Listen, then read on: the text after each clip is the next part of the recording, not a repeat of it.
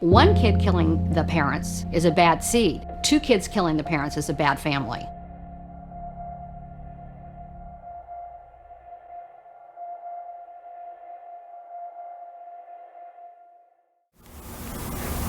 Over the time that you were living in the house, I assume you got to see your mother and father interact. Yes. What are your earliest memories of their relationship? What do you remember about it? My earliest memory is him beating her in the bedroom. I was like either 5 or 6. I remember her before, but not them interacting. Okay. So you remember him beating her in the bedroom? What, did you see it? Did you hear it? I was walking, they fought all the time, or a lot.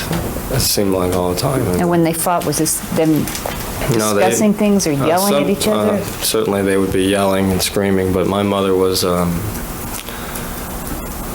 she didn't take it like her mother. She fought back, and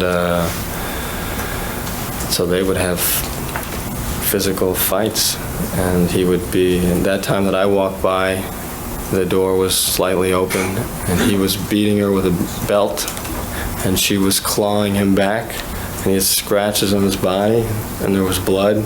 She was half dressed, and they were just brawling in the bedroom. And I was sitting there watching, and I couldn't move. And I think I wasn't there too long. I just walked to my bedroom because I went into my bed and just cried and had this nightmare of that over and over for years and years. And them fighting like that was not uncommon. Did you see it, or did you just hear it usually? I heard it. You said, you made a comment, she didn't take it like her mom? Mm-hmm. What did you mean? Well, her mom, she said her mom... Okay, move to strike as hearsay. Sorry? Move to strike as hearsay. Objection, 2 line grounds of hearsay. And Sustained. relevancy. Objection sustained. Did the fighting go on through all of your life, or did it change as you got older? It changed significantly. When did it change?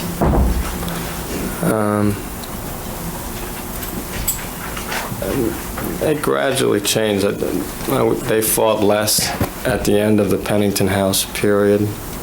It's in physical ways that I could see. I didn't see her bruised and scratched as much or things like that. And then they certainly changed once they got to California, and I'd say at some point in California they seemed to change completely.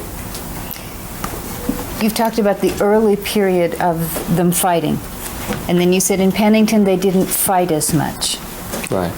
Did they seem to be a happy couple then during the Pennington years? Not at all. They were not really. I never saw them as a couple, really, until the end. But my mother was really I was going to use the word deteriorating. It's not a nice word, but she was becoming much harder to be around, prone to rages and embarrassing tirades and dangerous throwing things around and coming at you. And so my dad pretty much left her alone and stayed away. We all kept our distance. And also he was not there as much. He was traveling a lot. He stayed in New York. And I didn't see him as much.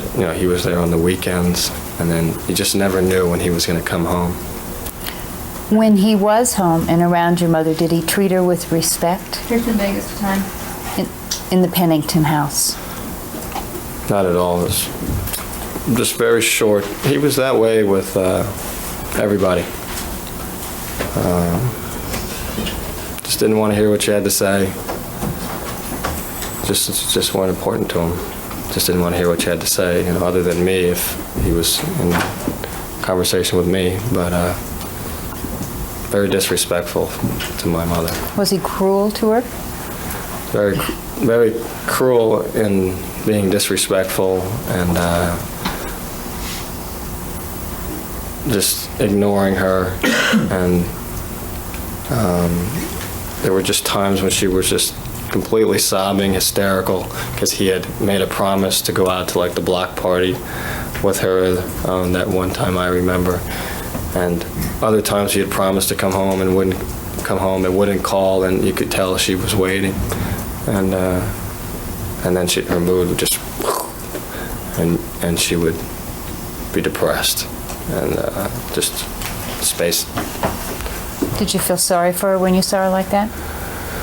I did, and especially when she would be sobbing,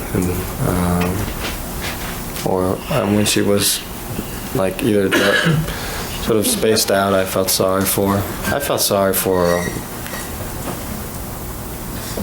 I always felt sorry for her. When they moved to when your parents moved to California in 1986, did you see a change after that in their relationship?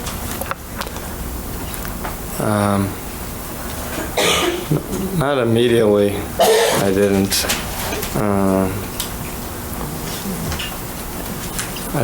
Pretty much at the end of the time at the house in Calabasas that they were renting. So this would have been 1988, 1987? This would be 87, I think. Yeah. What was 87. different about their relationship? They would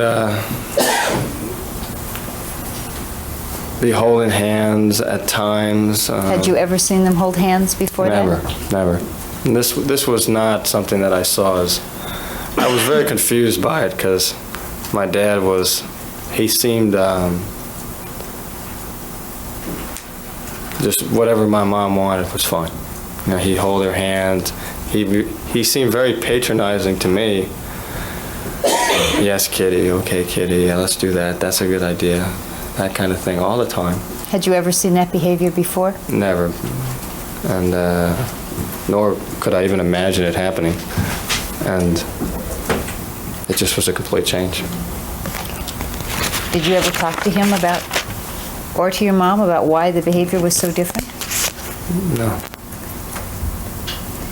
You've talked somewhat about your mom's condition and her deteriorating condition.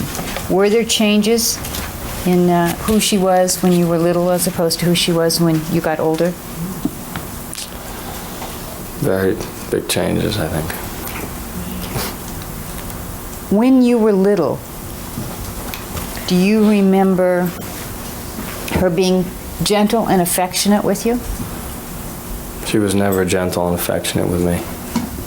Did she ever act like she loved you? Not when I was little. And there was just one short period of time when I thought that might be true. But like I said before, I felt that she hated me. And that's what she told me all the time. Do you have memories of a child of being left places, your mother just sort of abandoning you at places? Yes. What's your earliest memory of that? It was in the airport with my little brother.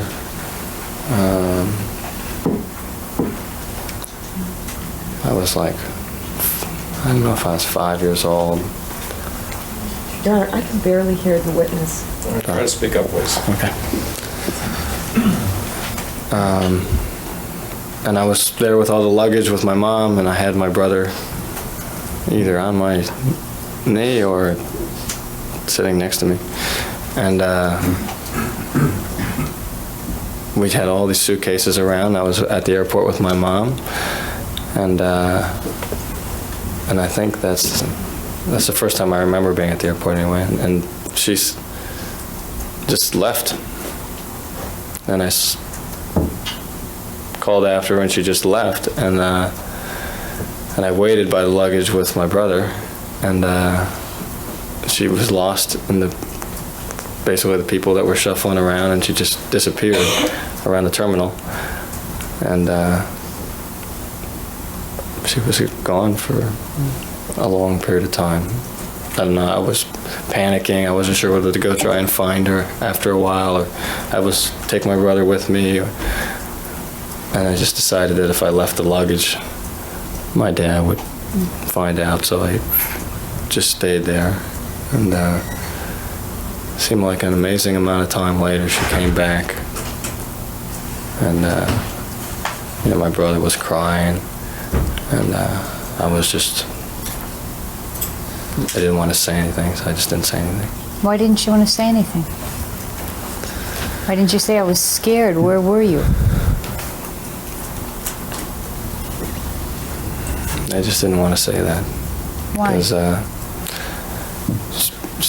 you know, she was very reactionary, and she could try to hit me or just yell and scream or go off, and I really never volunteered something like that. If I could, unless I felt like I had to help her or something. Did your mom take you and your brother along with her shopping? You go to shopping malls? Yeah, I went to shopping malls with her all the time. Well, what happened when you'd go to shopping malls with your mom? She would leave, and my brother and I, sometimes we would just stay in the car.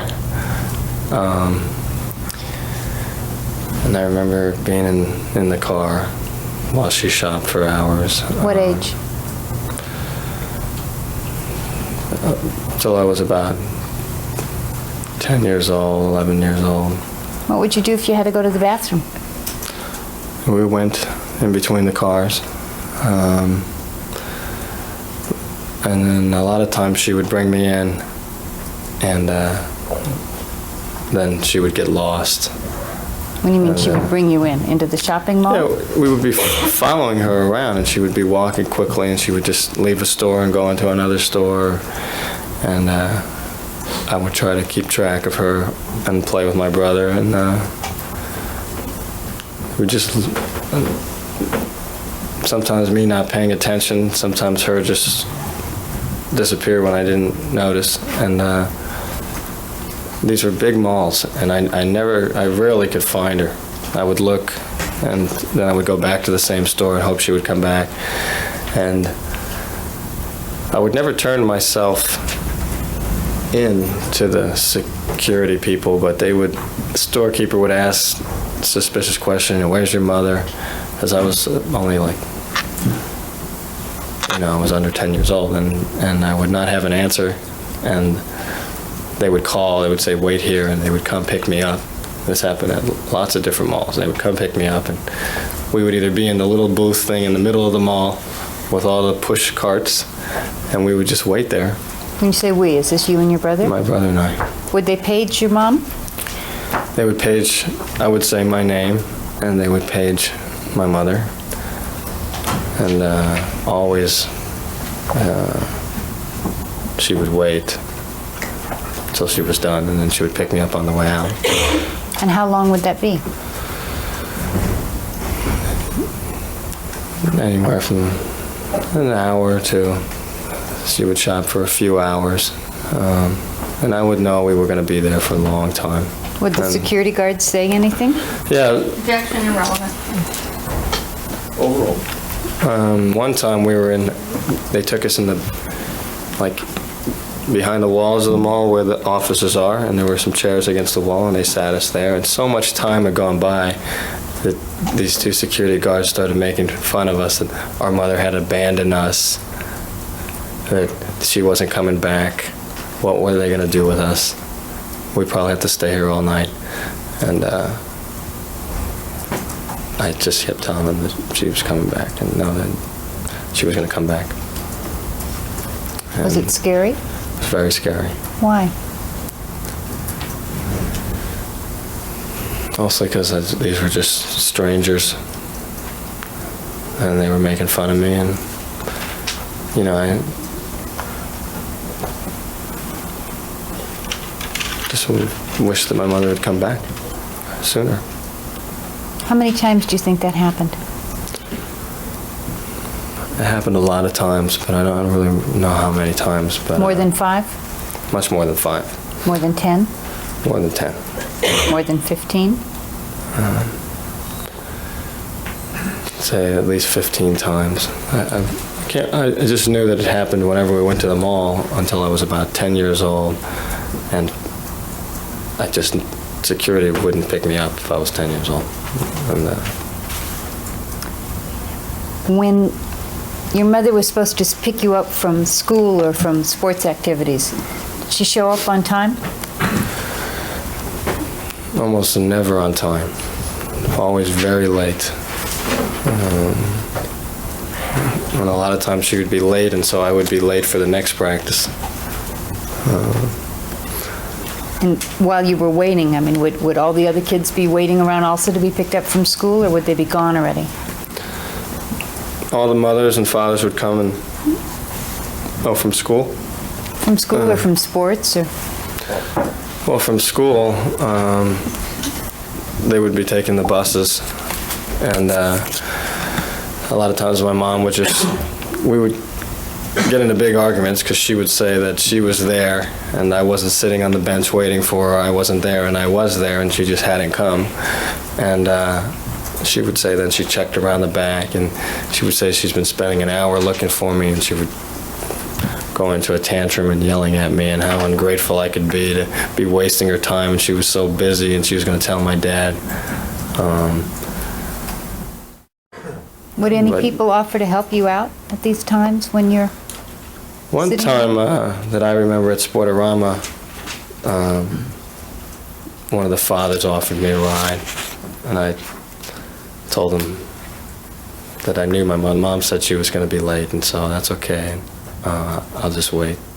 And the place was dark. He was worried about me, and he said, I don't think you should stay here. Maybe something happened to her. I'll take you home, or we could stay at my house and call. And I said, no, she's coming. And How would it make you feel all these times when she was late? I just felt that she didn't care, that her only concern was what my dad was going to think about it. All right, let's take our recess, and we'll resume at 1:30, ladies and gentlemen. Don't discuss. Menendez, I'd like to show you what we've marked now as Exhibit 235 and ask if you recognize that. Yes, I do. And what do you recognize that to be? This is a series of notes that I made for a conversation with my dad at a tennis tournament. Okay. And can you tell when those notes were made?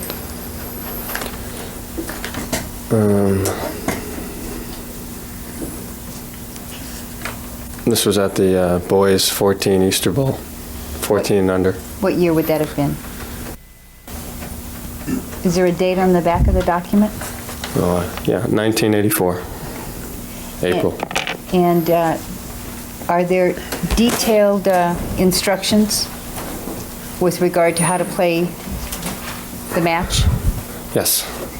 And you had told us earlier that from the time you were quite young, you were getting instructions from your dad with regard to exactly how you were supposed to play. Is that correct? Yes. And for how long did those types of sessions go on in your life? Till what age? All the way through my life. So as long as you were playing tennis? Yes. And are those notes typical of the kind of notes you would write after a session with your dad? This is before. This is before a session with your dad? So this would be preparing to meet with your father? Yes. And why would you prepare notes before you were going to have a conversation with your dad? So I wouldn't get anything wrong. Now, would these be the plans that are laid out there, exactly what you're supposed to do at each point in time? Would that be based on something your father had already told you, or would this be you just expressing what your own individual decision was about a strategy? No, this is based on conversation after conversation of things that my dad had already told me and we had discussed. And it didn't vary much from conversation to conversation. Sometimes the strategies would change, but the format of the conversation was the same every time. Just go through it. And I assume that the conversations got more complicated as you got older. They got more complicated, and at times the strategies would change. So. Can you just read to us now, off of that document, the notes you prepared for the talk with your dad? Objection irrelevant. And best evidence. I'm sorry? Irrelevant and best evidence. Well, Your Honor, rather than passing the document around, I thought that he might read just like the first 1/3 of it. All right, why don't you approach and limit what it is so we don't have the whole document read. Just consume some time, less time. And line first serve must be hit hard all the time, and then flat is in the box. And the second serve line must be hit hard. Line was in. You must come in on your second serve and first serve. And then line ground strokes. You must step in and hit your ground strokes with driving topspin. You must be patient and willing to stay back all day. Stroke ball off the backhand slice and come in. Come in hard off the forehand, come in with the driving topspin. Go from there in front of 6% play. And it's a slice and come in. If the ball is very short, hit off backhand. Any ball is a floater high volley. If in the air, you can come in through his way, deep right angle shot. And then it goes on. And it goes on like that, same. Yes. Was it unusual for you to make notes to have a conversation with your dad? No. Did you always do that? Not always, but very often. And were these the type of detailed instructions that he gave you throughout your life with regard to how to play tennis? Yes, this is exactly what we did. And he gave you detailed instructions, I think you testified, with regard to other aspects of your life also? Yes. And were they as detailed? Very technical and detailed and specific. My dad would say down to a gnat's eyelash. When you when you displeased your mother or your father, you were punished, is that correct? Yes. Did you always know the things that were going to get you in trouble? Objection begs to win. Sustained. Let's talk about the Pennington house. When you were living in the Pennington house, what age range does that cover for you? 11 through 18. So if we look at the early part of the Pennington house, maybe the first 3-4 years, that period, between about 11 and 14 or 15. Did you get punished by your parents? Yes. Did you know ahead of time what types of things would get you in trouble? I knew certain things would get me in trouble. Bedwetting, lack of performance in the sports, tennis at that point. Any deviation from the schedule that was outlined. Deviation in terms of the way the match was to be played? The way the match was to be played or the way the day was to go. Similar to the conversation I relayed to you before. And then